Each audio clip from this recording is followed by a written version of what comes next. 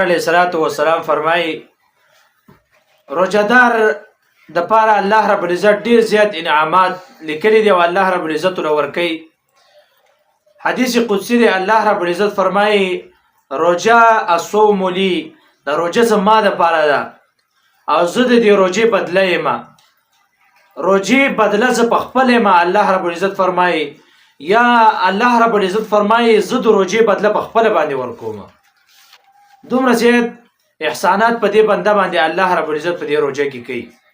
او په بل حدیث کې راځي پیغمبر علیه الصلاۃ والسلام فرمایي الله رب العزت تمام اسمان فرشتو ته فرمایي اے فرشتو تاسو زما تسبیح مکوئ. تاسو چې کوم زما تسبیح بیانوي زما تسبیح تاسو مکوئ.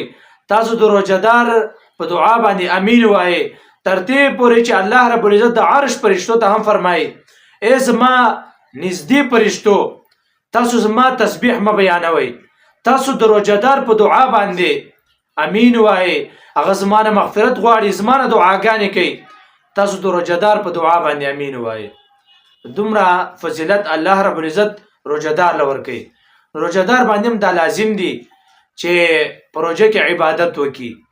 روزه یو داسې میاشت ده چې یو قرآن مجید ته په روزه کې ختم کې نو دا داسې دی لکه تا چې په عامو میاشتو کې او وې پیرې قرآن مجید ختم کړي. دومره ثواب دی په دې کې. نو دې د وجې نه روزدار له هم پکار دی چې د الله رب العزت نه دعاګانې وکړي. دغه رنګې نیک اعمال په دې کې وکړي د ګناه نه ځان وساتي.